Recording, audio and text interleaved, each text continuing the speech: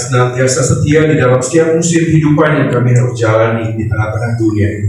Kami percaya bahwa hadir-Mu di dalam hidup kami cukup ya Tuhan, untuk memastikan bahwa setiap langkah perjalanan yang kami jalani, yang kami ambil, bukanlah tentang apa yang kami bisa lakukan, tapi apa yang Yesus sudah kerjakan di dalam dan melalui hidup kami.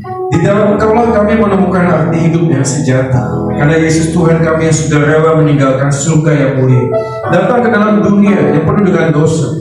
Bahkan Engkau mati menebus manusia yang berdosa seperti kami ini Tuhan. Engkau bangkit mengalahkan kuasa dosa dan sengat maut. Di dalam Engkaulah kami punya kemenangan yang sejati, bukan karena kami kuat dan gagah, tapi karena kami dimiliki, digenggam, dipeluk, dirangkul oleh Yesus Tuhan kami yang tidak akan pernah meninggalkan kami. Apapun yang kami hadapi di tengah dunia ini Tuhan, ketika kami mengabaikan Engkau, Engkau menjadi Tuhan yang tetap perhatikan kami. Ketika kami berlari menjauh dari Engkau ya Tuhan, Engkau tetap mencari dan menemukan kami kembali. Kasih-Mu yang sejati, Kasih-Mu yang abadi, itulah yang menjadi alasan kami ada di tempat ini ya Tuhan, memuji dan menyembah Engkau ya Tuhan. Dan kiranya malam hari ini sekali lagi Injil-Mu diberitakan, kebenaran-Mu dinyatakan ya Tuhan, sehingga kami boleh mengerti bagaimana seharusnya kami hidup menjalani kehidupan di tengah dunia ini, bukan dengan apa yang kami miliki, bukan apa yang kami pahami, tapi karena firman Tuhan yang menjadi pelita dan terang bagi langkah hidup kami. Bersabdalah dan bicaralah kepada kami ya Tuhan, hamba-Mu sangat terbatas dan berdosa, memohon anugerah Tuhan, memampukan dia untuk menyampaikan isi hati-Mu sesuai dengan kebenaran kitab suci. Dan kami berdoa bersepakat, ya Allah Roh Kudus, bekerjalah melalui kata-kata hamba-Mu, mampukanlah kami untuk mengerti firman dan mampukanlah kami untuk melakukan apa yang kami mengerti. Segala puji, hormat dan syukur kami hanya bagi Dikau di tempat yang maha tinggi, demi Kristus Tuhan, firman yang hidup, gembala yang baik Tuhan, dan juru selamat manusia. Satu-satunya kami sudah berdoa dan memohon. Amin, amin, amin. Silakan duduk Bapak Ibu dan saudara sekalian. Terima kasih buat tim PAW malam hari ini. Kita berikan apresiasi buat teman-teman yang sudah melayani pada malam hari ini. Oke, hari ini kita akan coba memikirkan sebuah tema, yaitu kekuatan untuk mengasihi. Saya senang sekali dengan persekutuan malam hari ini ya, namanya adalah family in God ya, keluarga di dalam Tuhan. Karena keluarga di dalam Tuhan, kita percaya bahwa basis atau dasar di dalam sebuah keluarga adalah mengasihi, betul ya? Nah, hari ini kita akan coba memahami tentang apa itu kasih dalam konteks dalam keluarga. Mari kita membuka Alkitab kita dari Kolose pasal yang ketiga, ayat yang ke-18 sampai dengan ayat yang ke-19. Dua ayat saja. Kolose pasal 3 ayat 18 sampai dengan ayat yang ke-19. Saya yakin sebagai orang Kristen kita sering sekali mendengar dua ayat ini, tapi mungkin kita memahaminya dalam perspektif yang tidak terlalu tepat. Tapi hari ini kita akan coba mengingat kembali dan melihat, merenungkan satu bagian firman Tuhan dari Kolose pasal 3 ayat 18 dan 19. Yang sudah menemukan, bantu saya katakan amin. Nah, kita membaca ya. Oke, 1, 2 ya. Hai istri-istri, kita baca sama-sama ya dalam hitungan yang ketiga. 1, 2 iya. Hai istri-istri, tunduklah. Oke, tunggu ya, mungkin belum menemukan ayatnya. Kalau itu setelah kita kejadian, keluaran, ulangan, imamat, ulangan, terus ya sampai Matius, Markus, Lukas dan seterusnya. Nanti ketemu kitab Kolose ya. Ya, saya tunggu ya. Semoga di handphonenya baterainya masih aman ya. Udah ya? Oke, mari kita membacanya. 3, 2 iya. Hai istri-istri, tunduklah kepada suamimu sebagaimana seharusnya di dalam Tuhan.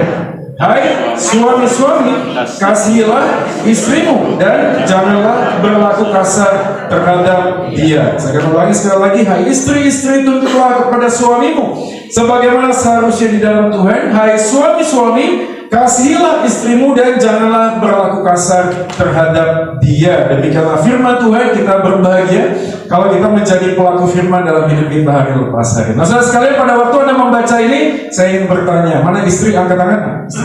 Oke, sudah melakukan ini, tunduk kepada suami. Amin. Enggak ada yang amin. Coba lagi. Oke, suami-suami mana? Suami-suami tepuk tangan, suami-suami. Ya, suami-suami sudah mengasihi istri. Oh iya, orang suka sana ya, yes ya. Saya tahu pada waktu kita membaca bagian ayat firman Tuhan ini mudah untuk diaminkan tapi sulit untuk dijalani, betul ya? Ya, mudah sekali untuk diamini. Kita percaya bahwa ini adalah kebenaran firman Tuhan. Saya yakin waktu kita ngomong tentang bagian firman Tuhan di dalam hati kecil kita mengatakan amin, haleluya. Tapi waktu menjalaninya tidaklah mudah seperti yang kita pikirkan. Saya juga merenungkan beberapa waktu yang lalu di medsos ya, ramai sekali ada penyekapan wanita, saudara. Ya bertahun apa berbulan atau nggak tahu ya, disekap sudah ya. Itu luar biasa dan banyak orang yang hari ini mencibir dan mengatakan bagaimana mungkin ini tidak termasuk dalam sebuah kekerasan kepada wanita. Ya, ada banyak perdebatan di sana sini. Tapi ini kasus yang memang bukan berita baru, betul ya? Kita tahu di dalam sejarah kehidupan manusia, kita sering mendengar tentang penyiksaan, kekerasan di dalam sebuah rumah tangga atau mungkin dalam sebuah relasi berpacaran. Dan waktu kita memikirkan hal ini, kita kemudian tersadar bahwa sebuah relasi itu kompleksitasnya sangat tinggi. Saya ingat pada waktu Zoom dulu ya, COVID ya. Jadi kalau persekutuan itu Zoom, ada sebuah persekutuan suami istri yang mengatakan, Pastor Joy, kita mungkin waktu COVID kalau nge-Zoom gini kita tidak usah pakai persekutuan suami istri dulu. Lalu saya tanya kenapa kok begitu? Karena setiap kali kita persekutuan suami istri, saya ini pahanya hitam-hitam, saya sampai biru-biru. Saya tanya kenapa? Karena waktu nge-Zoom kan yang kelihatan cuma segini ya. Lalu kemudian setiap kali suaminya ngomong, istrinya itu cubit paha suaminya, saya dicubit. Setelah selesai pasutri persekutuan, lalu istrinya komplain, kenapa kamu ngomong itu? Ya, kamu nggak perlu ngomong begitu, nggak usah semuanya diumbar-umbar. Apa yang terjadi dalam rumah tangga kita nggak usah diomongin. Walaupun mungkin di dalam bagian ini ada pokok doa. Nah, setiap kali pokok doa itu biasanya baunya seperti pengumuman. Ya, dan kita tahu ada banyak orang Kristen yang hari ini nggak bisa lagi otentik dalam sebuah keluarga. Ada tahu kenapa? Karena setiap kali kita ngomong masalah dalam sebuah keluarga, nggak lama kemudian jadi bahan gibah, betul ya? Jadi bahan omongan.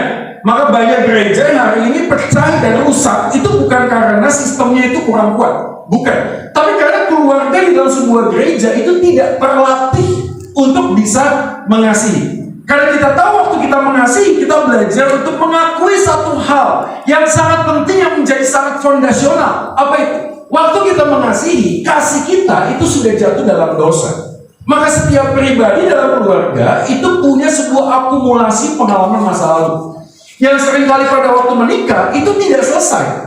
Sehingga pada waktu dia menikah, dia seakan-akan merasa dia menjadi pribadi yang sudah lahir baru, yang sungguh-sungguh sudah kenal Tuhan. Tapi ingat baik-baik saudara sekalian ya, antara pemahaman kita kepada firman Tuhan dengan penyakit mentalitas ada jurang yang sangat besar. Tidak serta-merta orang yang sudah percaya Yesus membaca firman sungguh-sungguh, pelayanan aktif di dalam gereja, itu pada saat yang sama sudah berdamai dengan masa lalunya. Kok bisa ngomong begitu? Contohnya siapa? Saya sudah bertahun-tahun belajar sekolah Alkitab dan banyak hal tentang teologi. Itu tidak serta-merta menghilangkan semua sugesti di dalam otak saya. Karena Bapak Ibu mungkin tahu ya, sebelumnya saya adalah pecandu narkotika dengan semua pengalaman masa lalu yang ada. Dan begitu menerima Tuhan Yesus, itu tidak serta-merta semua memori kenangan yang terjadi di masa lalu terdelete, hilang. Enggak, sudah. Ada sebuah perjuangan di sana sini. Pada waktu menikah pun sama saja. Karena pada waktu menikah semua pemahaman tentang kebenaran tidak serta-merta menghilangkan segala sesuatu yang terkait dengan kepribadian. Maka setiap orang begitu masuk dalam sebuah pernikahan membawa sebuah pengalaman masa lalu. Maka dalam psikologi ada yang namanya mirroring. Bagaimana orang tua kita memperlakukan kita pada saat yang sama secara auto default di bawah alam bawah sadar kita mengulang apa yang sudah dilakukan oleh papa mama kita kepada anak-anak kita. Beberapa suami atau istri mungkin besar di dalam sebuah toxic family. Ya, keluarganya mungkin hadir orang tuanya, papa mamanya ada tapi malfunction.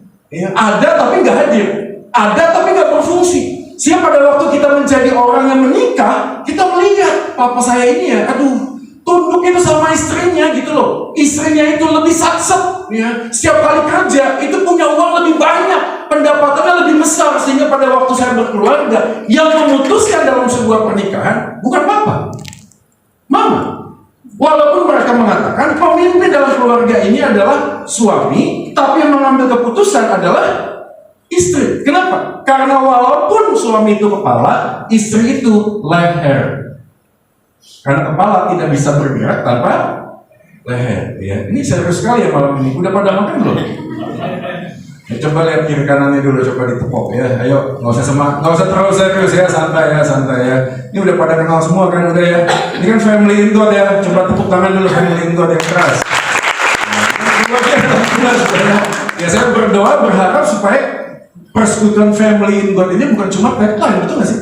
Family apa itu? Family keluarga belajar untuk mengasihi di tengah segala sesuatu yang berbeda satu dengan yang lainnya. Dan hari ini kita akan coba memahami satu bagian untuk menjadi perenungan kita hari ini. Yang pertama adalah kekuatan tanpa kasih adalah arogansi. Betul ya?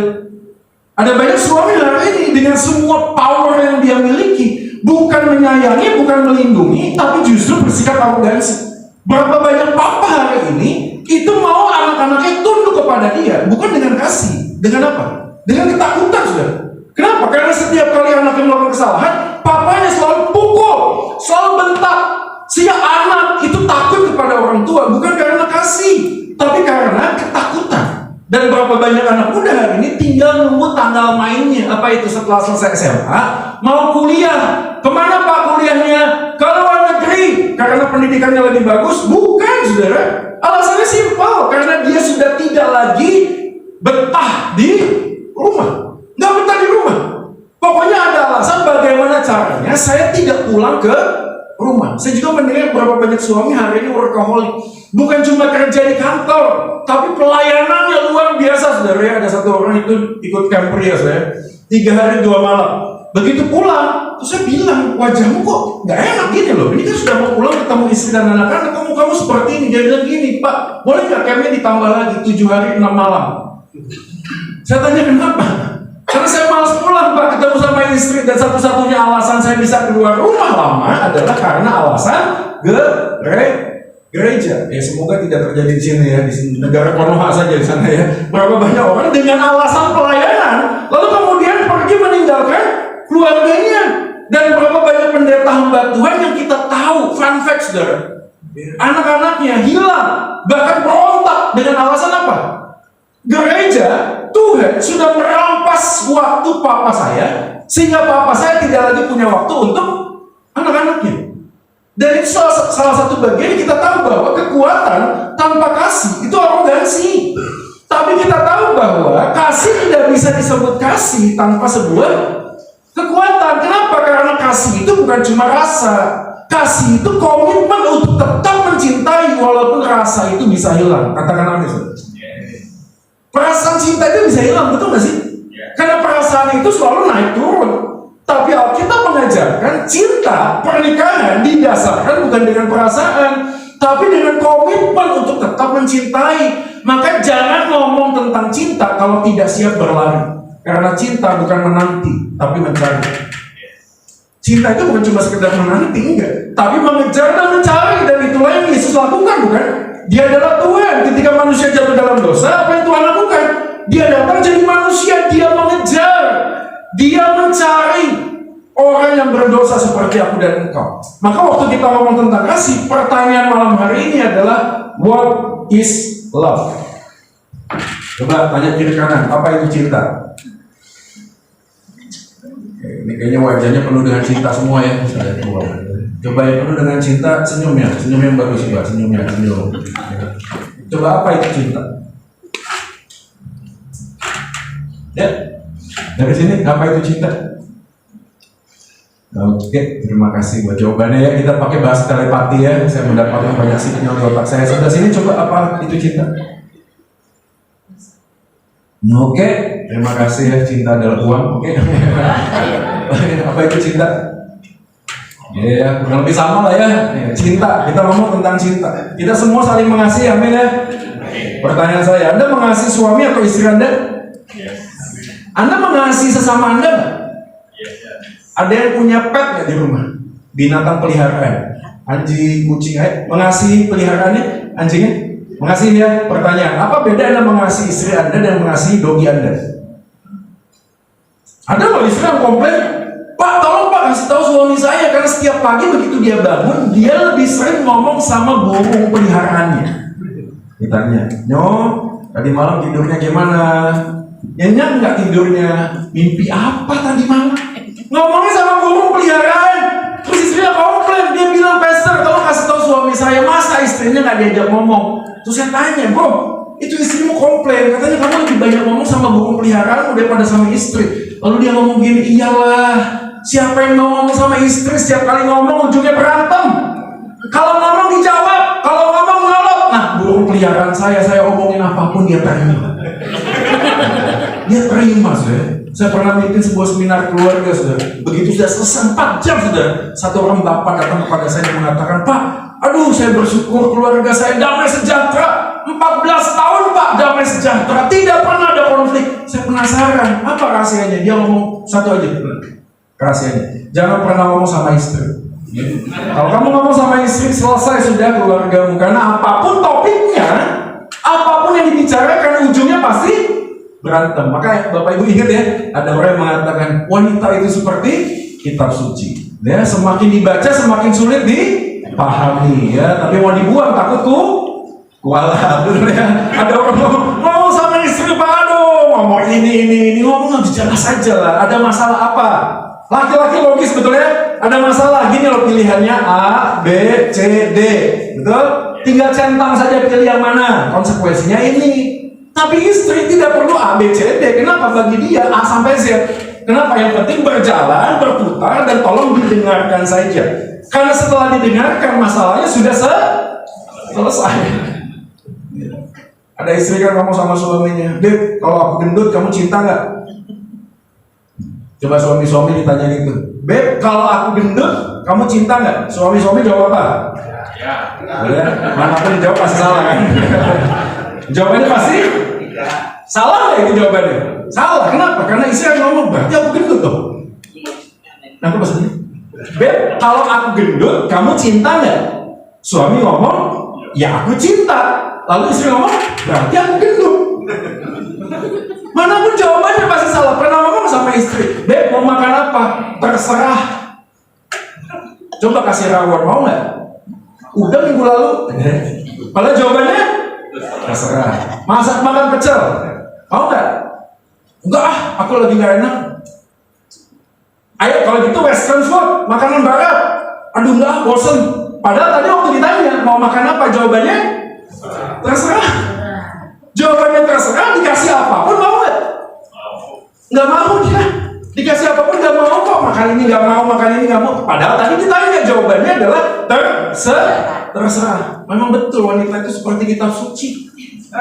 Semakin dibaca susah dipahami maunya apa. Kadang-kadang ini kita suami disuruh sebagai dukun, ya. Harus nebak-nebak gitu loh. Ini apa sih maksudnya? Pergumulan ini tidak mudah. Kenapa? Karena pada waktu itu kita tahu apa itu cinta. Kalau kita mengasihi pasangan kita, mengasihi anjing peliharaan kita, mengasihi sesama kita, apa bedanya cinta itu? Apa bedanya kita kadang-kadang memikirkan cinta? Itu bukan cuma karena cintanya, tapi cara mencintai. Betul nggak? Istri ulang tahun, dikasih hadiah. Hadiah bunga. Saya tanya, kalau ada istri Jumat ulang tahun, Anda kasih apa? Istri saya ulang tahun, saya kasih dia bunga. Istri Jumat ulang tahun, saya kirim dia bunga juga. Salah nggak? Istri saya ulang tahun, saya ajak candlelight dinner, makan berdua. Istri Jumat ulang tahun, saya ajak dia candlelight dinner. Loh, kan saling mencintai. Saling mencintai. Kalau memang saling mencintai, harusnya sama dong. Sama dong. Maka banyak orang ngomong, "Enggak lah, beda lah Pak. Waktu saya tahu saya mengasihi istri saya, cara saya mencintai istri dengan cara saya mencintai istri Jumat pasti beda. Kalau istri Jumat kasih tahu suaminya, "Bro, istri ulang tahun, kami sekeluarga mengucapkan selamat ulang tahun, tolong sampaikan kepada istrimu." Tapi banyak orang nggak ngerti bahwa kasih itu ada aturannya. Maka di next slide, apa itu cinta? Kadang-kadang yang pertama, cinta itu sekedar perasaan, bukan logika. Nggak ada cara berpikirnya. Maka waktu kita ngomong tentang kasih, seringkali terjebak. Kasih tanpa kebenaran. Berapa banyak itu terjadi perselingkuhan? Anda tahu di mana? Di gereja. Siapa yang berselingkuh? Pelayan Tuhan sama-sama. Ditanya, "Kok bisa begitu Pak?" Karena WL-nya suami sudah punya istri. Pemain keyboardnya seorang wanita sudah punya suami. Setelah selesai latihan selalu ngobrolnya mojok. Kemana pemain bass? Kemana para singer yang lain? Kemana pelayan yang lain? Diem aja. Kenapa? Karena mereka saling mengasihi. Jangan ditegur, Pak. Kalau ditegur nanti apa? Gak mau pelayanan lagi. Kalau ditegur nanti gimana, Pak? Nanti berantem, Pak. Sudah biarin aja. Kasih tanpa kebenaran. Kita nggak ngerti tuh apa yang terjadi. Pada waktu kita datang kepada seseorang, kita tahu kita saling mengasihi. Tapi kasih nggak mungkin jalan tanpa kebenaran. Saya tanya, kalau Anda ketemu dengan seorang jemaat yang lagi nunggu Grab hujan-hujan, dan Grabnya tidak datang-datang, pada saat itu tidak ada seseorang pun, dan Anda suami sudah punya istri, saya tanya, wanita ini diantar pulang nggak? Ayo, diantar pulang nggak? Oh, Pak, kita kan harus saling mengasihi, Pak. Udah hujan, Pak, ada Grab, Pak. Tapi ini seorang wanita, ya kita ngomong janda kembang. Dan seorang laki-laki sudah punya istri, ketemu seorang jemaat, diantar pulang nggak? Diantar, masukin bagasi. Karena kita nggak ngerti. Loh, saya mengasihi, Pak. Tapi waktu mengasihi kita harus tahu dalam posisinya apa. Kalau mau nganter harusnya apa? Ada rule of the game, betul nggak sih? Tanya dulu istrinya, Beb, ini ada si ini loh. Ini hujan, Grabnya datang-datang. Gimana menurutmu? Kan begitu ya? Halo? Ya. Karena banyak kali terjadi, kita lakukan aja. Lakukan lalu kemudian apa? Saya dengan dia tidak ada apa-apa. Tapi masalahnya orang lihat, betul? Ya. Waktu keluar gereja, berdua bukan istrinya. Selesai sudah apa? Netizen semua ngomong. Itu loh, bapak itu loh, udah selingkuh dan sebagainya. Padahal kita nggak ada apa-apa. Tapi ada banyak orang kemudian karena masalah dalam keluarganya, lalu curhat sama orang yang harusnya tidak perlu dicurhatin. Kasih tanpa kebenaran. Berapa banyak orang tua hari ini punya anak 3, tapi lebih cinta kokonya daripada adeknya. Kok bisa begitu, Pak? Karena kokonya itu selalu berprestasi, adeknya enggak. Kokonya itu ganteng, adeknya enggak. Maka suami istri milih kepada siapa dia ingin mengasihi. Pada saat yang sama, anak-anak itu kemudian enggak kok. Kayaknya papa lebih suka sama koko daripada sama saya. Kasih tanpa keadilan. Dan ini selalu berulang, saudara, dalam sebuah keluarga. Tanpa sadar, kita memposisikan apa yang aku ingin untuk aku cintai, bukan apa yang Tuhan ingin untuk saya mencintai. Dan ini tidak terhindarkan. Saya nggak tahu berapa banyak dari kita mungkin punya masalah dalam sebuah relasi di masa lalu. Saya nggak tahu apakah Anda datang pernah dengan sebuah keputusan, pernah berpisah dengan pasangan, pernah divorce dengan pasangan, bercerai dengan pasangan. Saya tahu, saya yakin, saya pasti di dalam Alkitab tidak ada dosa yang tidak bisa diampuni, betul. Tapi pada saat yang sama kita sadar, pada waktu kita datang dalam sebuah konteks sosial, berpisah, bercerai di masa lalu, gampang nggak menjalani? Nggak gampang, saudara, nggak gampang. Kita ngomong tentang kasih, tanpa api isi gereja, penghakiman. Saya tahu waktu saya masuk panti rehabilitasi. Kenapa saya 5 kali masuk panti rehabilitasi? Sederhana kok, tekanan sosial. Begitu masuk panti rehab pertama, saya sudah lepas narkoba. Begitu keluar, ketemu sama orang lain, ketemu tante saya duduk sebelah dia. Tiba-tiba tante saya bilang mau ke toilet, tasnya ketinggalan. Gak lama dia lari, saudara, dengan muka seperti melihat pencopet di sebelahnya. Melihat muka saya kayak pencopet. Lalu dia ambil tasnya, dia rangkul. Lalu saya berpikir, saya sudah berusaha jadi orang baik, tapi orang lain tetap anggap saya sampah. Buat apa saya berusaha jadi orang baik? Gak gampang loh. Berapa banyak orang yang sudah berpisah di masa lalu mau masuk gereja? Gak bisa. Kenapa? Penghakiman secara sosial. Kita ngomong tentang kasih, gambaran ini haruslah diberikan sebuah jawaban. Dan Kolose memberikan jawaban. Kenapa? Karena jemaat di Kolose mengalami hal yang serupa. Ini dia yang pertama. Kekuatan untuk mengasihi di tengah arus budaya dunia. Mari kita lihat ayat 19 yang kita tadi baca. Hai suami-suami, kasihilah istrimu dan janganlah berlaku kasar terhadapnya. Kalimat yang dijelaskan adalah Paulus menuliskan kepada jemaat di Kolose, kasihilah istrimu, jangan berlaku kasar. Kenapa Paulus perlu menambahkan kalimat jangan berlaku kasar? Karena jemaat di Kolose itu memegang sebuah konsep patriarkal yang sangat kuat. Karena bagi orang Yahudi, wanita itu second layer. Wanita nggak boleh bersaksi, Om. Wanita tidak bisa dianggap di dalam status sosial, nggak bisa dianggap. Maka orang Yahudi kalau doanya gini, Tuhan, terima kasih karena aku dilahirkan sebagai pria, bukan sebagai wanita. Dalam sebuah tradisi yang sangat kuat, budaya itu masuk sudah. Maka gambarannya adalah suami-suami konteks ini menggambarkan tentang bagaimana suami dipanggil untuk tunduk kepada Tuhan sebelum dia bisa belajar mengasihi istrinya. Maka kata tunduk yang dipakai ayat 18, hai istri tunduk, harus ditambahkan sebuah kalimat sebagaimana seharusnya di dalam Tuhan. Ada istri KDRT dia, keluarga Kristen nih. Telepon saya, temannya, dia bilang, Pastor ini gimana?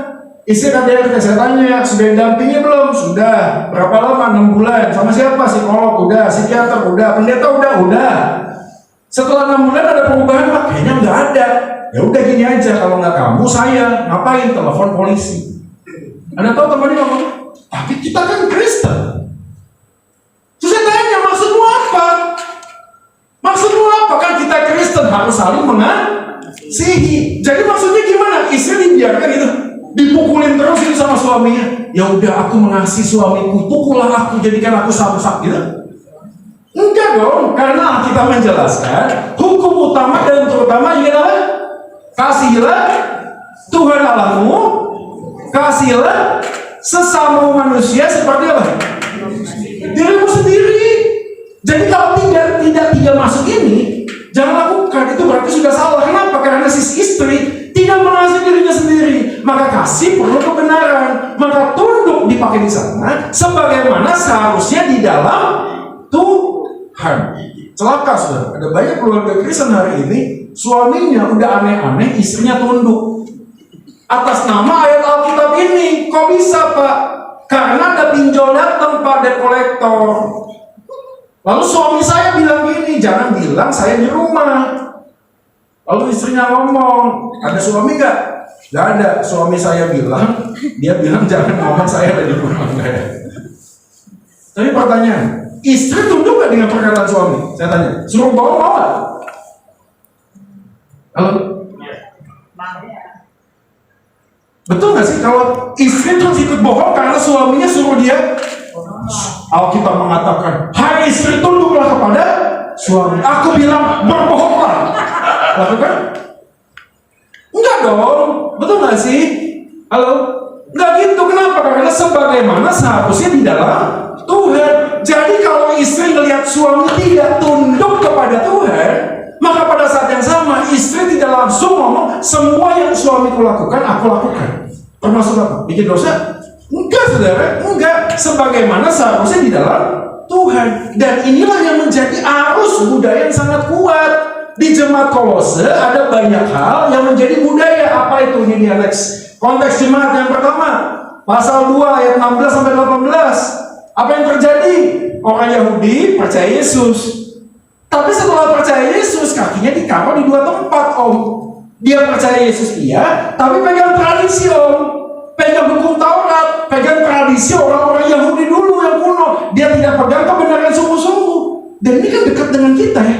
Berapa banyak orang Kristen hari ini sudah percaya Yesus, tapi masih pegang tradisi. Apa itu tradisinya? Macam-macam. Kalau di Batak apa? Orang menikah tuh harus dikasih kain ulos. Tahu ya? Jadi laki sama laki sama istrinya, nanti ada marga kasta tinggi dikasih ulos. Lalu nanti ada hula-hula katanya kasta yang tinggi itu ngomong, suami istri ini sudah dijaga oleh kain ulos ini, maka dia tidak akan bercerai sampai kepada maut memisahkan dia. Suatu kali saudara saya menikah, tapi tradisional, internasional, nggak pakai adat, nggak pakai acara diulosi, nggak lama bercerai. Anda tahu opung-opung di Sumatera ngomong apa? Matilah kau, ya. Sudah aku bilang harus pakai adat, harus pakai ulos, maka kamu tidak pakai ulos, maka kamu bercerai. Pertanyaan, ada nggak yang sudah pakai ulos tetap bercerai? Ada. Tapi orang hari ini percaya Yesus, tapi percaya adat, percaya tradisi. Saya disclaimer on, tidak semua tradisi budaya itu salah, enggak. Budaya itu ditebus oleh kebenaran Injil, yes.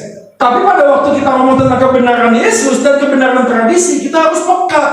Saya masih lihat hari ini ya, keluarga Kristen itu biasa. Kalau tutup peti, semuanya balik badan. Pernah lihat nggak sih? Tutup peti semua balik badan. Terus saya tanya, ngapain balik badan? Ada sebuah keyakinan kan? Kalau dilihat nanti sialnya ikut. Ada lagi yang ngomong kemarin nih barusan. Dia menghadiri acara pernikahan. Paginya dia main song. Terus dia ngomong gini, pastor jangan ngomong-ngomong ya.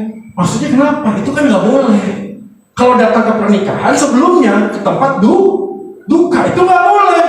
Berapa banyak orang Jawa juga hari ini percaya gini, kalau masih single jangan pernah berdiri dekat pintu. Anda tahu kenapa? Susah jodoh katanya. Saya pernah ikut dalam sebuah camp tuh, anak-anak muda, satu mobil mau ke Trawas, di tengah jalan kebelet pipis. Tolong dong minggir dulu, minggir berlima laki-laki semua, turun dari mobil mau pipis. Apa yang dilakukan? Cari pohon, betul ya? Semuanya cari pohon. Begitu mau pipis ngapain? Permisi, Mbah, misi. Permisi sama siapa? Dan ya, kok bisa begitu tuh? Kok bisa? Ya, beberapa orang mau lewat kuburan, permisi. Jadi orang sudah percaya Yesus tapi pegang tradisi. Apa itu? Sinkretis. Beberapa orang Kristen di kampung Kristen, minta maaf, nggak semuanya. Tapi saya pernah ke NTT, ke Kupang, itu beberapa orang Kristen percaya Yesus nggak? Percaya. Tapi tetap pegang jimat. Pegang jimat dia. Jimatnya, wah bukan aneh-aneh. Tahu nggak jimatnya apa? Salib. Kurang rohani apa Bapak ini? Jimatnya apa? Alkitab. Alkitabnya itu luar dihias, nggak pernah dibaca, tapi dibawa tidur. Kalau mau tidur dipeluk. Kok bisa supaya nggak mimpi buruk katanya?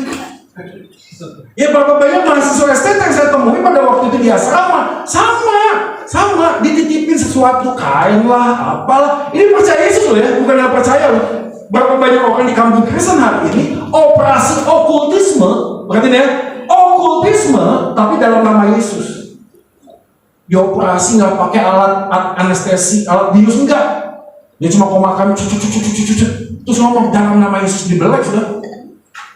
Terus tangannya masuk, dari apa? Dari batu ginjal. Kemudian, gaku gitu. Wah ini batu gitu. Ada seperti itu, tapi jimat sinkritis. Sama, jemaat di Kolose ada juga. Yang lainnya apa? Fokus pada diri sendiri. Jemaat di Kolose hanya pengen cari saya. Pokoknya tentang saya. Lihat ya perhatiannya. Zaman ini ada nggak budaya lain? Ada. Ada tahu apa? Budaya feminisme. Kesetaraan gender Pak.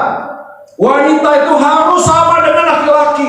Saya mikir-mikir kadang-kadang maksudnya apa sih yang diperjuangkan feminisme? Buat apa sih? Selalu ujung-ujungnya apa? Kesetaraan dalam jabatan. Tapi menarik, selalu feminisme, wanita itu memperjuangkan kesetaraan selalu ke atas. Maksudnya apa? Kalau laki bisa jadi CEO, perempuan juga bisa. Kalau laki bisa guru besar, wanita juga bisa. Tapi masalahnya nggak pernah ke bawah. Ngerti maksudnya ke bawah?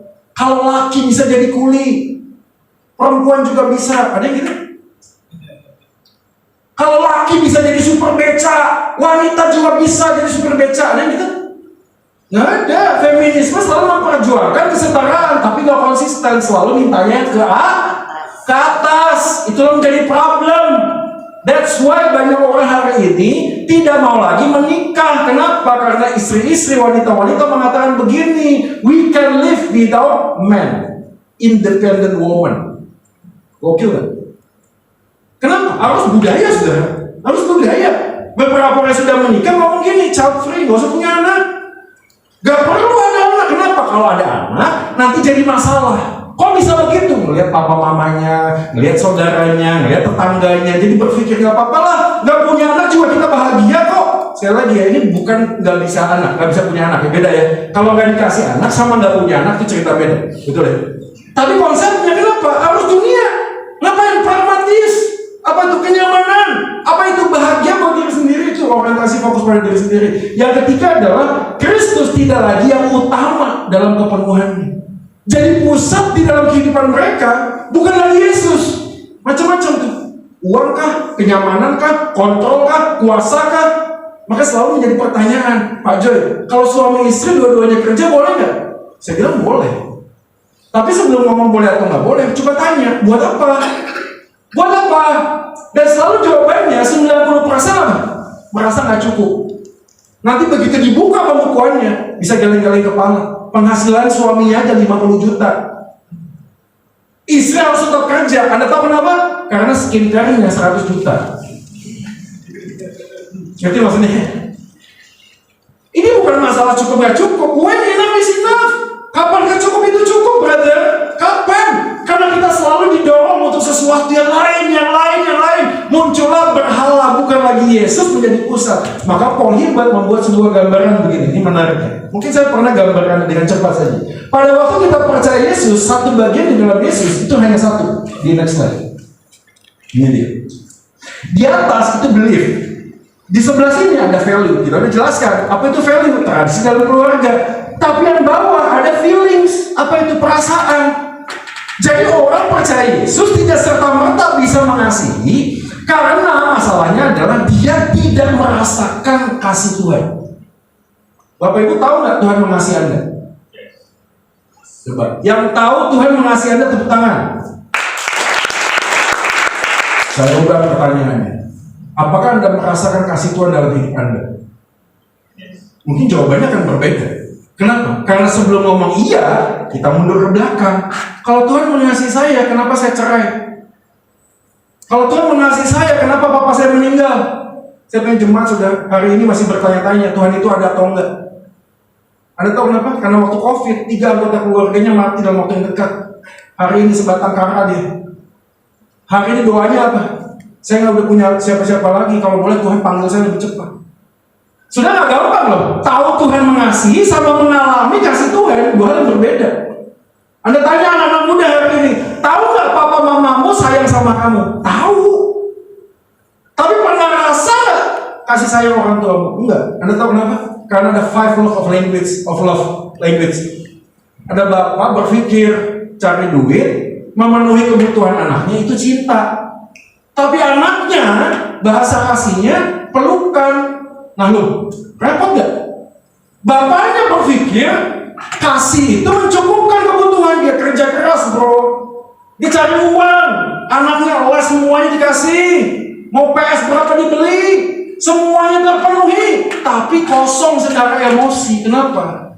Karena tidak ada kehadiran papanya. Dia pengen dipeluk, gak bisa. Yang bisa dipeluk apa? Duitnya. Gak bisa. Dan itulah yang terjadi pada saya. Pada saya. Saya tanya sama mama saya, papa pergi lagi. Jawaban mama apa? Papa itu berjuang, cari uang buat kamu. Tapi saya bilang sama mama saya, tapi waktu saya dibully sama teman-teman saya di SMA, saya mau ngomong sama papa nggak ada.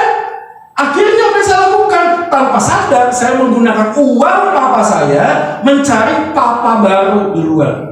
Fungsinya ya, apa itu? Yang bisa melindungi saya. Bukan papa saya ada, tapi saya pakai uang papa saya untuk cari perlindungan dari mana? Preman lah, dari bos-bos lah, orang-orang yang terkenal lah. Jadi setiap kali saya dalam geng, satu kelompok tertentu, orang pada takut sama saya. Kenapa? Karena saya anggota geng itu. Berarti karena saya punya kebutuhan. Berarti jadi orang percaya Yesus tidak serta-merta bisa mengasihi. Kenapa? Karena ada value, karena ada rasa. Dan banyak orang Kristen hari ini bergumul. Karena ngomong Yesus mengasihi. Tapi kalau saya doa kok nggak dijawab. Yang 5 orang sakit yang sama, 4 didoakan sembuh, saya kok nggak sembuh.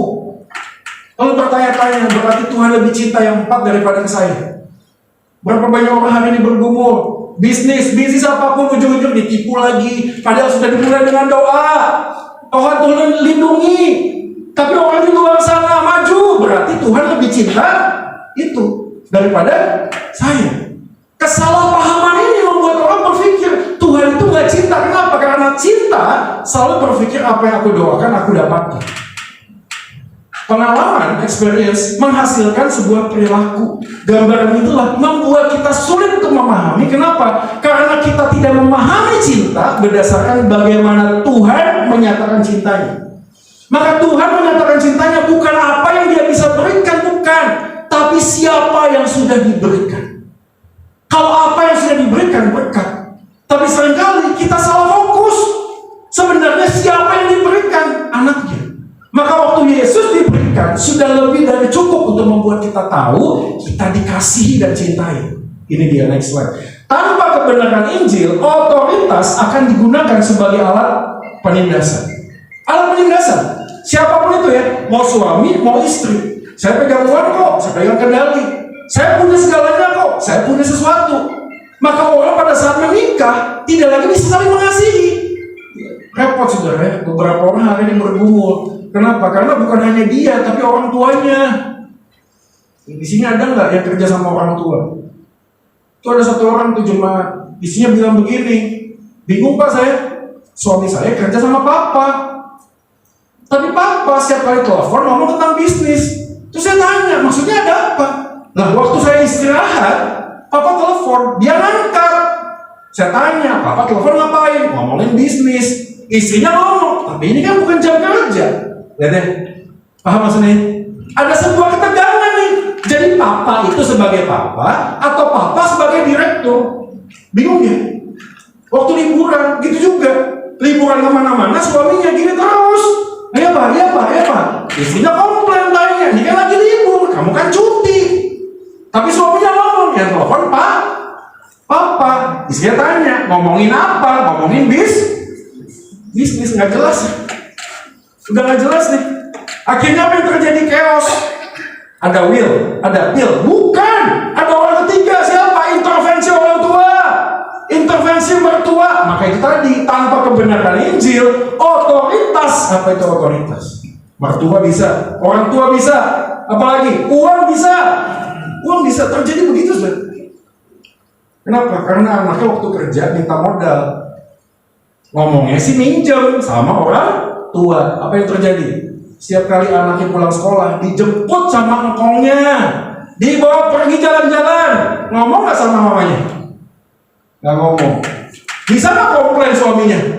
Bilang itu sama mami, jangan langsung jemput, telepon kita dulu. Bisa gak? Gak bisa. Anda tahu kenapa? Karena balas budi. Karena papanya sudah kalah saham di situ, di keluarga ini. Maka setiap kali mau ngambil keputusan, suami gak punya power. Itu tadi otoritas. Akhirnya otoritas disalahgunakan, dijadikan alat penindasan. Maka kebenaran Injil menolong kita. Next slide ini dia. Kolose pasal 3 menjelaskan, hai suami, kasihilah istri. Harusnya yang kuning tuh, suami mengasihi istri, istri tunduk. Tapi problemnya nggak seperti itu pak. Apa yang terjadi? Suami tidak mengasihi, tapi istri harus tunduk. Waduh gimana nih pak? Gak ideal. Berikutnya lagi di bawah, suami mengasihi tapi istri tidak tunduk. Udah mengasihi terus, dilakukan terus, tapi istrinya minta terus, nunduk. Gak bisa tunduk sama suaminya bisa. Tapi yang lebih parah tuh sana, udah suami tidak mengasihi, istri tidak tunduk. Maka dari 4 variabel ini, pertanyaan saya malam hari ini, Anda ada di mana? Hari ini suami-suami bergumul, Pak saya nggak bisa mengasihi istri saya Pak. Alasannya apa? Tuh, istri tidak tunduk Pak. Akhirnya apa yang terjadi? Nuntut.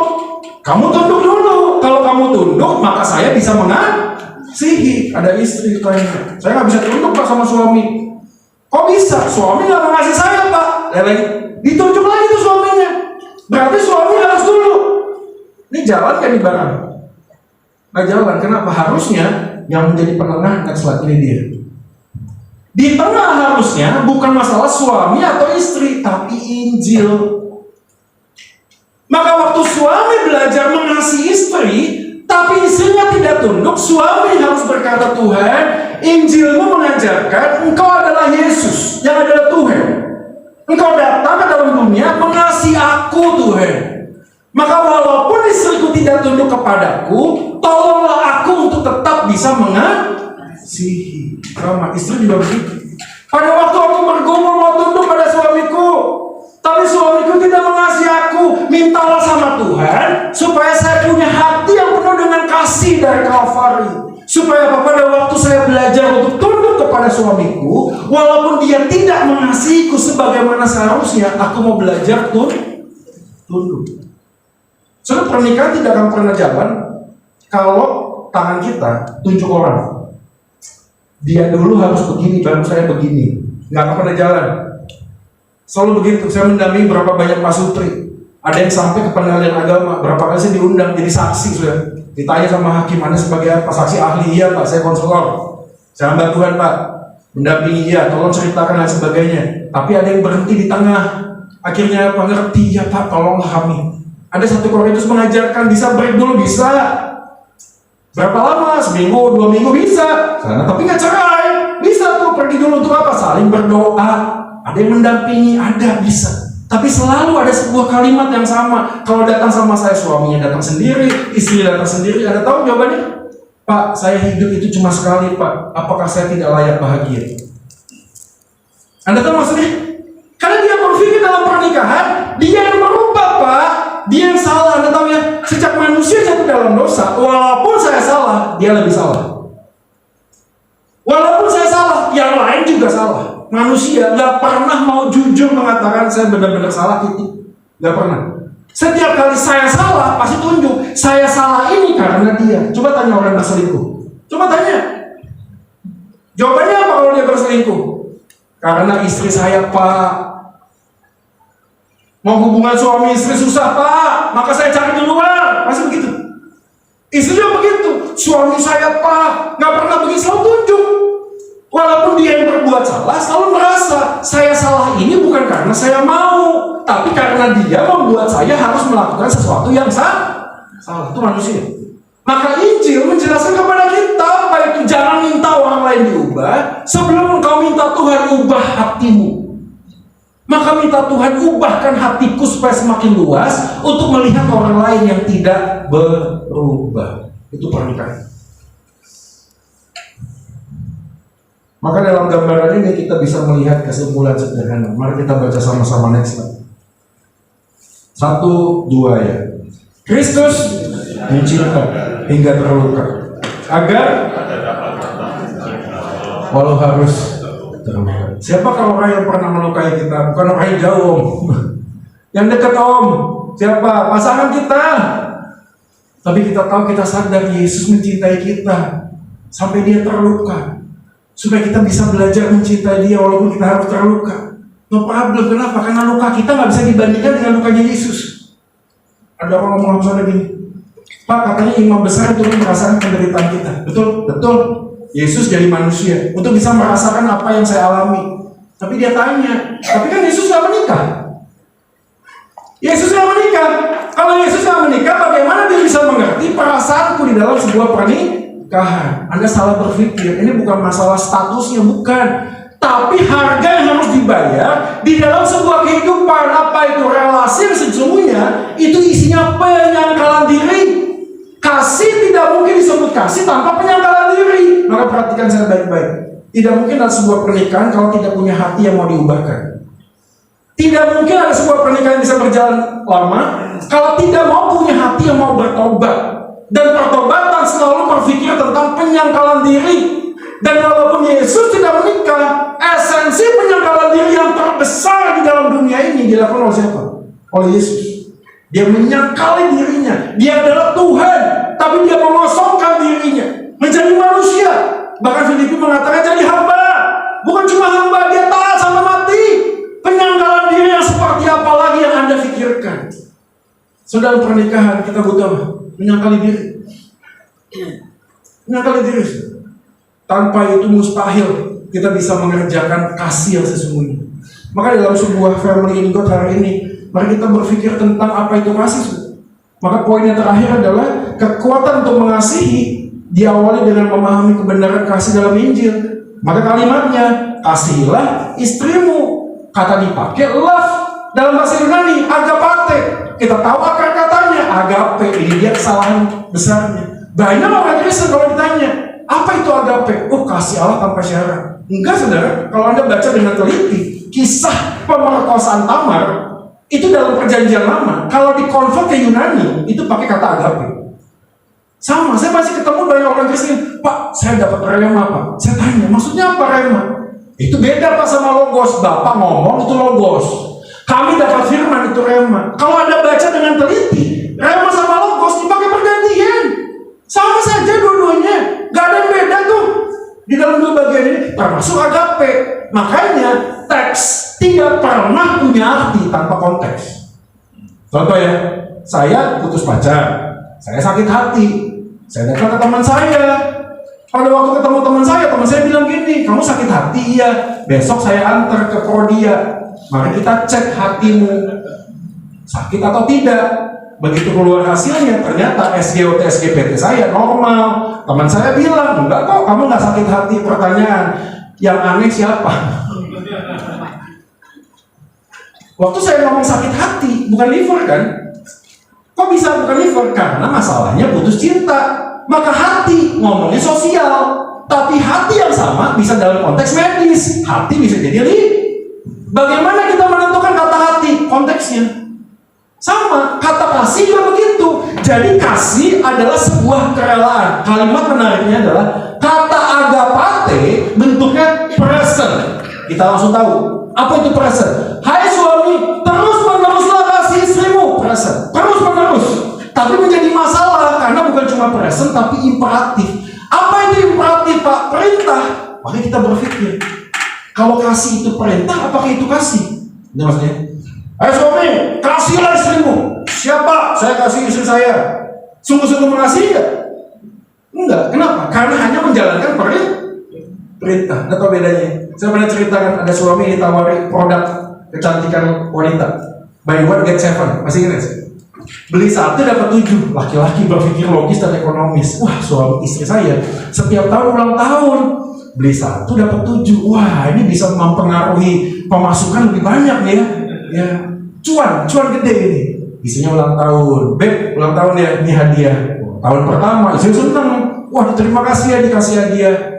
Tahun kedua, Beb, ulang tahun ya, dikasih hadiah lagi. Istrinya mulai sadar, kok sama seperti tahun lalu? Tadi ya, buy one get seven, betul ya? Beli satu dapat 7, ditaruh di lemari itu. Jadi tiap kali ulang tahun kasih hadiah. Tahun ketiga ulang tahun kasih hadiah lagi. Istrinya ngomong, kok tahun 1, tahun 2 sama?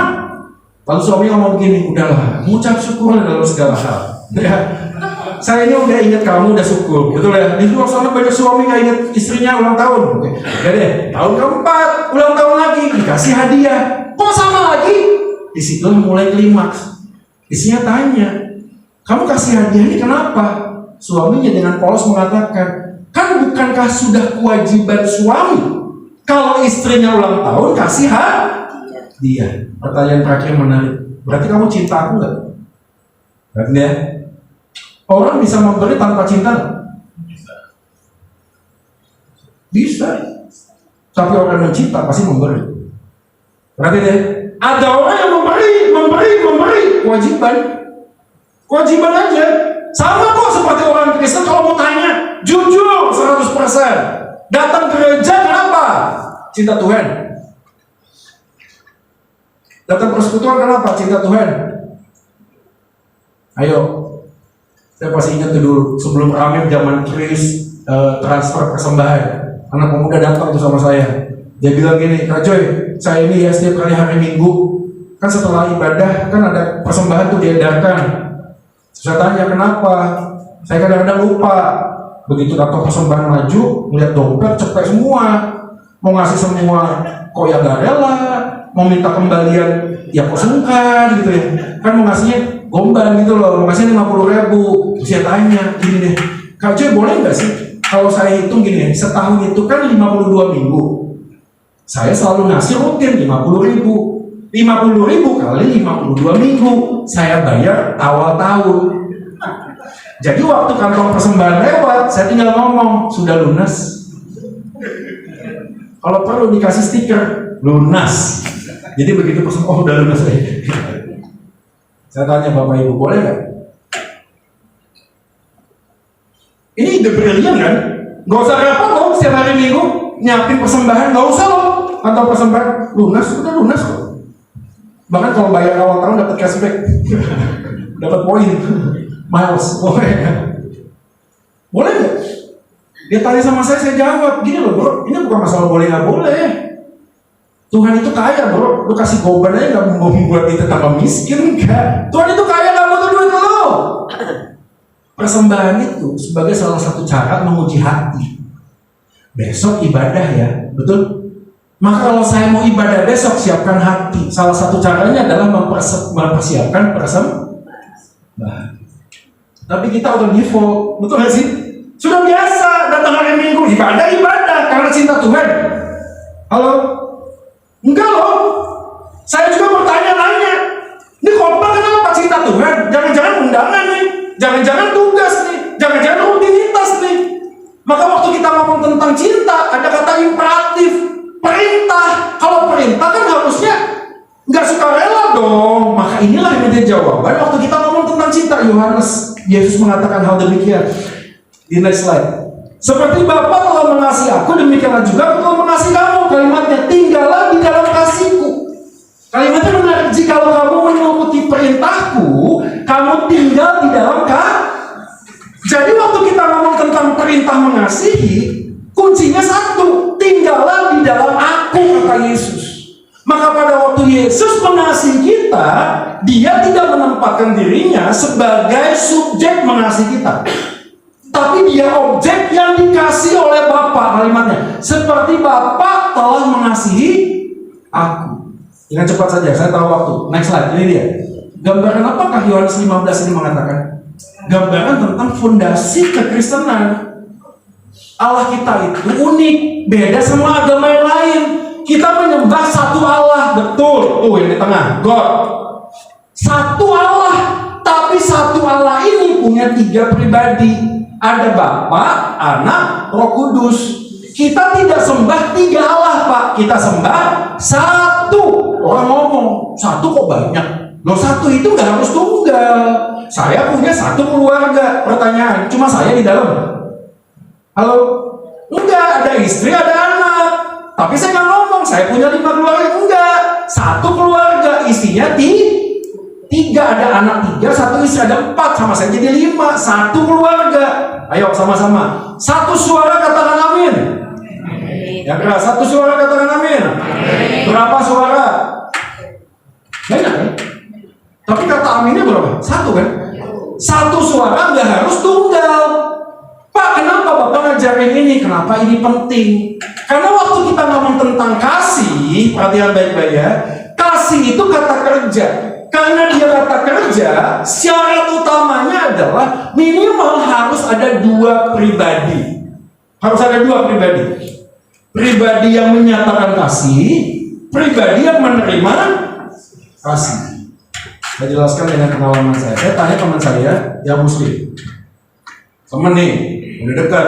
Saya tanya-tanya ngobrol. Saya tanya, bro, Tuhanmu maha kasih ya? Dia jawab, iya dong, maha kasih. Saya tanya lagi, sejak kapan dia maha kasih? Dia bingung. Kok nanya sejak kapan? Kok nanya begitu? Kenapa? Karena kan kamu percaya Tuhan adalah yang satu dan satu-satunya. Berarti dia satu nih, betul? Maka waktu dia satu, dia maha kasih nggak? Maha kasih. Saya tanya, dia mengasihi siapa? Berarti bagian pertanyaan saya, satu dan satu-satunya. Dia maha kasih nggak? Maha kasih. Kalau dia maha kasih, dia mengasihi siapa? Yang mengasihi ciptaannya dong. Nah, berarti dia butuh ciptaan untuk bisa jadi Allah yang maha kasih. Jadi pertanyaan saya, sejak kapan Allah itu maha kasih? Sejak dia menciptakan. Sebelum dia menciptakan, dia maha kasih ya? Halo. Kalau dengan konsep ini dia maha kasih nggak sebelum ada sesuatu? Enggak dong. Kan pertanyaan dia mengasihi siapa? Kan dia satu dan satu-satunya. Berarti dia butuh ciptaan untuk bisa menyatakan dia maha kasih. Terus dia bilang, dia juga ya. Enggak lah, Allah tetap maha kasih walaupun tidak ada ciptaan. Saya tanya, dia mengasihi siapa? Dia jawab, mengasihi dirinya sendiri. Saya balas jawab, itu namanya NTP. Ini teman ya, please ya, ini teman. Jadi kita ketawa-ketawa. Terus menariknya dia tanya kita, kalau kamu gimana? Oh, di dalam kekristenan kita sembah satu Allah. Allah, satu Allah. Tapi Allah kami satu, 3 pribadi. Kenapa ini menjawab? Karena sebelum segala sesuatu ada, Allah Bapa itu bukan Allah Anak. The Father is not the Son. The Son is not the Holy Spirit. The Holy Spirit is not the Father. 3 pribadi yang berbeda. Makanya formula kasih masukkan di sini. Masuk. Dari mana? Bapa mengasihi anak, anak mengasihi Roh Kudus, Roh Kudus mengasihi Bapa. Maka dia tidak perlu ada yang lain di luar dirinya untuk menjelaskan dia adalah Allah yang Maha Kasih. Itulah yang dijelaskan oleh Yohanes. Seperti Bapa mengasihi aku, kata Yesus, maka aku mengasihi kamu. Maka perintah itu tidak lagi jadi perintah kalau dia melakukannya atas dasar kecukupan kasih. Ini dia poin pentingnya. Kenapa saya ngajarin ini? Next slide. Kasih di dalam Allah Tritunggal adalah sebuah kecukupan.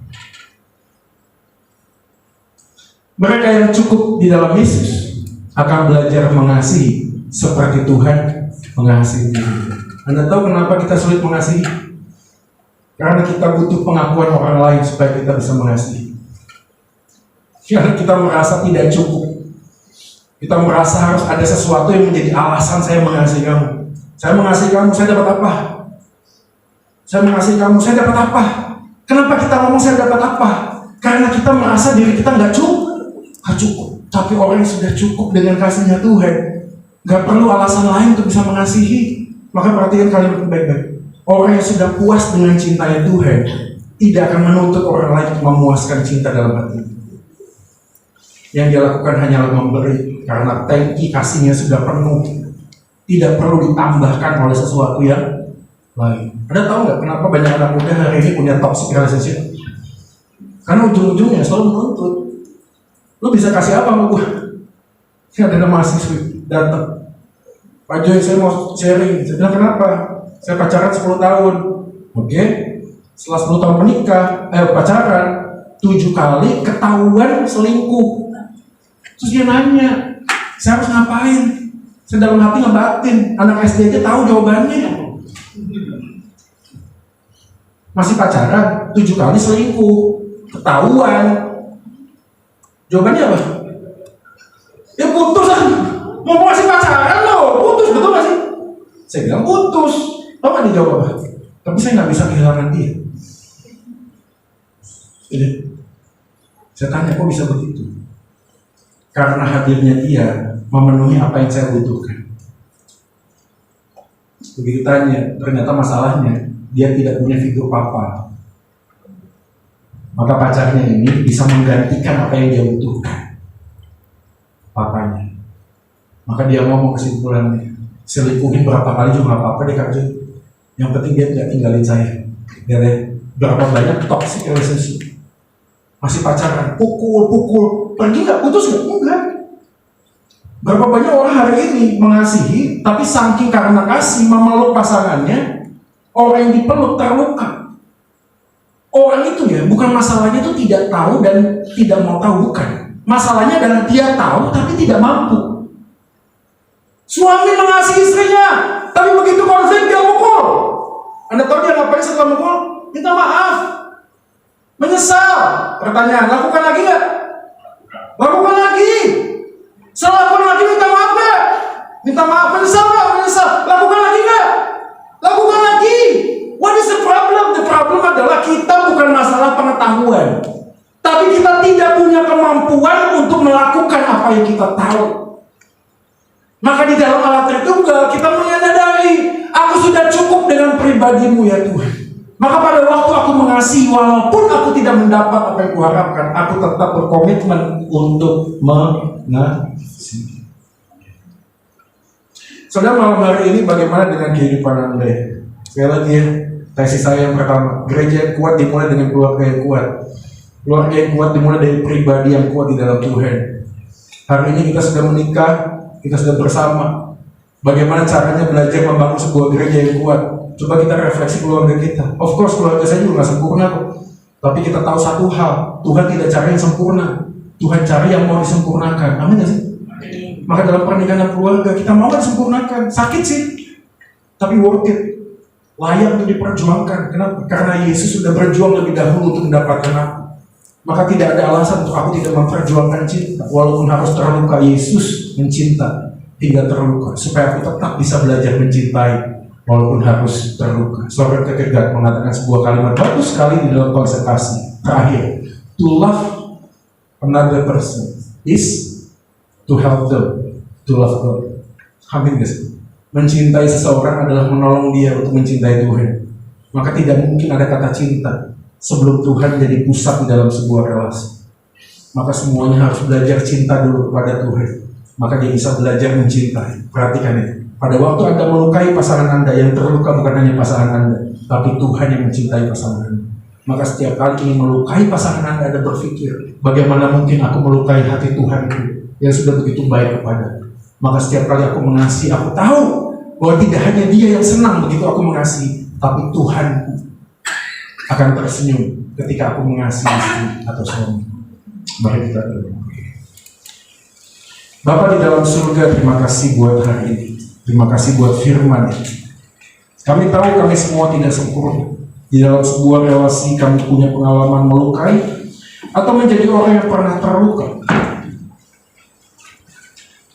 Tapi malam hari ini kami membawa setiap luka kami kepada salib Yesus. Di dalam Engkaulah kami menemukan arti kasih yang sejati. Saudara sekalian, bagaimanakah dengan hidup Anda malam hari ini?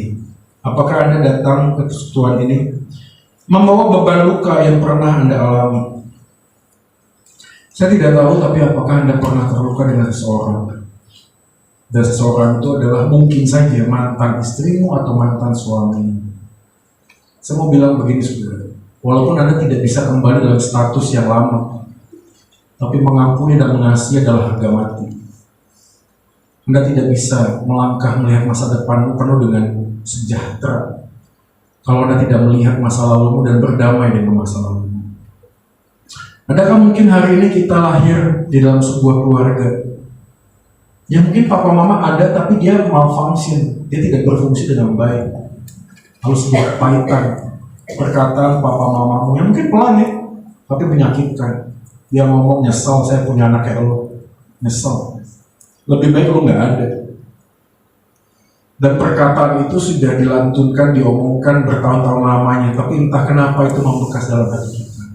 Hari ini bawa kepada Tuhan dan bilang, Tuhan, aku ingin berdamai dan memaafkan orang tuaku, papa mama. Mungkin ada di antara kita hari ini yang terluka, bukan dari keluarga, bukan dari orang tua, tapi dari teman sepelayanan, dari orang Kristen, dari hamba Tuhan, dari orang-orang yang konon katanya mengasihi Tuhan, tapi Anda melihat perilakunya, perkataan yang pernah melukai hati. Hari ini bawa kepada Tuhan dan katakan, Tuhan, aku ingin mengampuni mereka yang pernah melukai aku. Bapa di dalam surga, hari ini kami datang kepada-Mu, membawa hidup kami, membawa hati kami yang mungkin penuh dengan luka. Tuhan, tolonglah balut dengan darah-Mu yang kudus. Balut dan rangkul kami, Tuhan, supaya kami bisa belajar mengampuni orang yang pernah melukai kami. Kami tahu proses pengampunan itu panjang, tapi diawali dengan sebuah keputusan. Dan hari ini, malam ini, kami ingin mengambil keputusan untuk mengampuni. Saudara sekalian, jika ada yang berkata, Tuhan, saya ingin belajar mengampuni. Walaupun aku tidak tahu bagaimana caranya, bagaimana memulainya, tapi malam ini aku mengambil keputusan untuk mau mengampuni. Jika Anda berkata demikian, silakan taruh tangan kanan Anda di dada Anda. Saya akan berdoa buat Anda. Puji Tuhan. Puji Tuhan. Di rumahmu ini ya Tuhan, kami datang membawa segenap hidup kami kepada Engkau. Engkau melihat beberapa anak-anakmu hari ini menaruh tangannya di dada sebagai sebuah simbol keputusan untuk mengampuni. Karena Engkau mengajarkan kepada kami, kasihilah mereka yang pernah menganiaya, yang pernah melukai, berdoalah buat musuh-musuhmu. Dan hari ini sebagaimana Tuhan Yesus tidak hanya ngomong tentang kasih, tapi melakukan kasih itu di atas kayu salib. Dan kami ingin Tuhan, kami ingin dimulai dari diri kami, bukan orang lain, tapi diri kami. Maka malam ini kami bawa hidup kami. Hamba berdoa Tuhan, tolonglah kami, mampukan kami. Hamba-Mu yang berbicara di atas mimbar ini adalah orang yang juga pernah terluka dan melukai. tapi Engkau memulihkan hidup hamba-Mu Tuhan. Engkau memulihkan keluarga hamba-Mu Tuhan. Dan hari ini Tuhan yang kami sembah adalah Tuhan yang sama yang pernah memulihkan hidup keluarga hamba. Maka Tuhan yang sama, pulihkanlah ya Tuhan. Jemaat-Mu yang hari ini datang membawa hidup mereka dengan penuh luka. Hamba berdoa ya Tuhan, kekuatan, kemampuan yang melampaui akal dan pikiran memenuhi hati kami. Kami belajar menjadi pribadi yang tidak menuntut orang lain, tapi memberi yang terbaik walaupun tidak mendapat apa yang kami harapkan. Kami belajar untuk cinta orang yang pernah melukai kami. Ini doa kami ya Tuhan, mampukanlah kami semua. Silakan turunkan Tuhan. Di akhir doa ini Tuhan, hamba ingin berdoa buat family in God. Bukan seberapa banyak orang yang datang di persekutuan ini, bukan seberapa besar persekutuan ini menjadi lebih megah, lebih luar biasa mungkin di hadapan manusia. Tapi kami rindu, kami mengejar kedalaman akan cinta Tuhan, kedalaman akan firman Tuhan.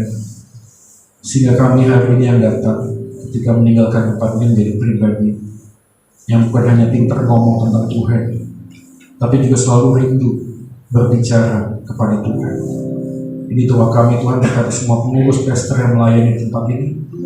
Visi yang sudah Kau taruh dalam hati mereka dinyatakan, sehingga melalui keberadaan family in God ini ada banyak orang yang dimenangkan bagi kemuliaan Yesus Tuhan kami. Demi nama Yesus Tuhan kami berdoa dan memohon. Amin. Kita berikan tepuk tangan untuk Yesus.